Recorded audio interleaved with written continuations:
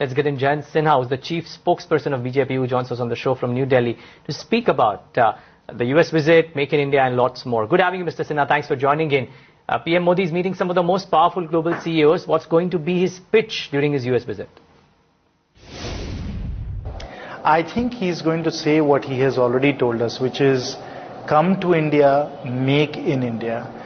That India is open for business, that India is very, very interested in attracting foreign investment like he has shown in Gujarat, and that we would like to be able to see large-scale investments in manufacturing and in infrastructure that will enable us to build up the infrastructure that we so desperately need, while at the same time creating lots and lots of jobs in construction, in manufacturing, and in other ancillary sectors. So that's really going to be his pitch, which is come to India, make in India, and create jobs in India. Jayant, hi, morning. India has opened its doors to more foreign investment in sectors like defense and insurance. Is that enough to attract American investment, or will the US now see greater market access as well?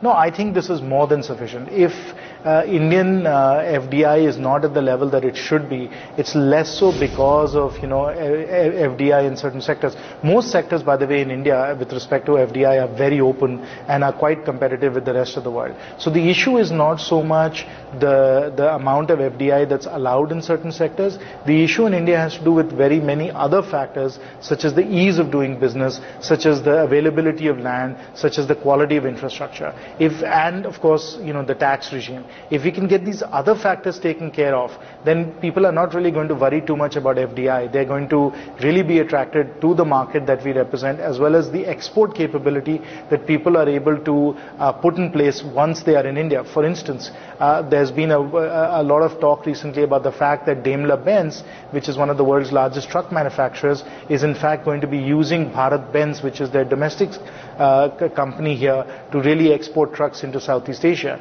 So it's that very unique capability that India represents compared to other destinations, which is we've got a very large market, perhaps second to only China in terms of what's possible, and at the same time we have the capabilities, we have the talent, so that India itself becomes an export base as well. And that's what draws people to India. And I don't think that attractiveness, those aspects will diminish. We just have to make it very possible for people to do business in India. And as they do business in India, they have the infrastructure, they have the land, they have the power to be able to set up their factories. Those factories will come to India.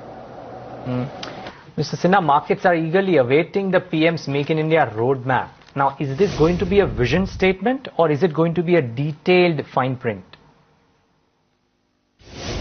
No, I don't think we are at the detailed blueprint stage yet. I mean, this was announced on August 15th and we are now in September 23rd, 24th. So, it's obviously a little too early to be able to give the detailed blueprint. But many of the important building blocks are in place. For example, the Delhi-Mumbai Industrial Corridor, the work we want to do in terms of railways to make freight available, rethinking the whole sort of SEZ policy. So a lot of the building blocks are in place for really stimulating the Make in India program. I think more of those will be sketched out tomorrow.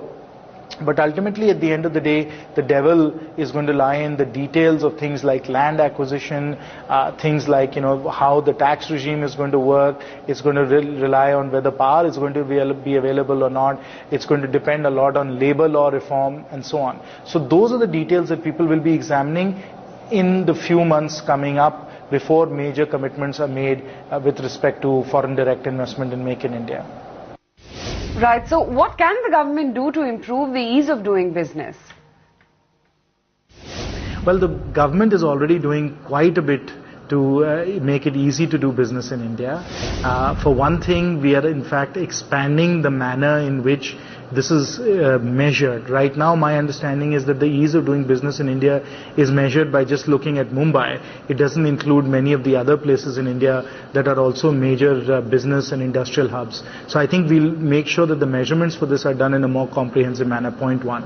Point two, I think we've been very transparent about how large projects are getting approvals or are facing bottlenecks, and that's all available on the website right now. I think every project greater than 1,000 crores is being tracked, in minute detail, and very many bottlenecks and other inhibitors that are being identified are being tackled in a very proactive manner. So that is for the very large projects. Number 3, for many other approvals, like for example in the Environment Ministry, what is trying to be done is to set up a portal where all the different permissions and all the different clearances that are required will be transparent, easily understandable, and you can know exactly how you're doing. So step by step what we're trying to do is we're trying to, as the Prime Minister has said, get rid of the red tape and instead put in place the red carpet so that we can welcome investment to India. So this is something that's going to take a lot of hard work. There are a lot of cumbersome regulations, a lot of things that have built up over time in India, and we're just hacking away at it, trying to work at it so that overall it becomes much more easy to do business in India, and it becomes much more convenient to make investments and get to commercial operations and therefore profitability.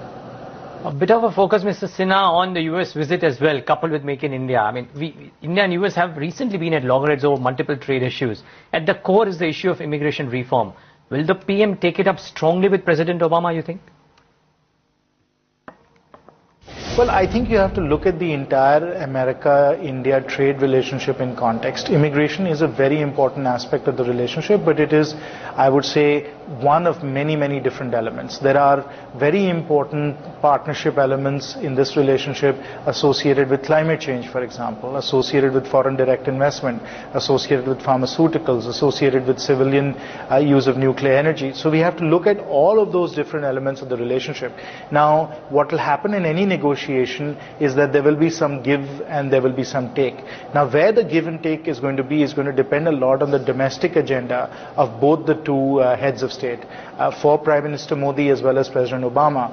And so I'm hopeful that as the full package is put together, there will be some progress on the issues that are of great importance to India, which by the way includes not just immigration, it includes the social security money that's being put in by Indian workers working in the US, and it also includes the WTO. So exactly how the package is going to end up looking like once it's settled is hard to predict, but I'm hopeful that some of the elements that are important to India will get the attention that they deserve. Right. India's, protectionist stance on the trade facilitation agreement has also been criticized by the US. Will India be willing to recalibrate its position, and if not, could it be a deal breaker? Well, I would not at all characterize it as being protectionist. I think what we're trying to do as far as the WTO is concerned is to come up with a balanced agreement that is fair to all sides. We have said that we are very much in support of the trade facilitation agreement, and in fact we are already starting to take action on some of the trade facilitation measures unilaterally. We are going to start to do some of that in any case. But at the same time, what we are saying is that as you're pursuing the areas of importance that are for you, which is trade facilitation, you also have to at the same time pursue the areas that are of interest and importance to us, which is on the food stockpiling side. So I think what we need is a balanced agreement that takes into account the interests of all parties and is not just one-sided or focused just on the interests of the developed countries, not on the interests of the developing countries. Now, on the developing country side, I would like to emphasize one important point is that no other developing country has food stockpiles at the scale that India does and would be distortionary if indeed they were released in global markets. So in a way, India is kind of unique in this situation, and so it makes it all the more complicated because in some ways you can isolate India on this issue. All that being said, it is a matter of equity for developing countries and for the developed world, and that's why I think it's very important to bring in place a balanced agreement. So again, I would say that I would reject your characterization of it being protectionist. This is really just a fair agreement between parties on the one hand that want trade facilitation and parties on the other hand that want to make sure that they have food security for their population.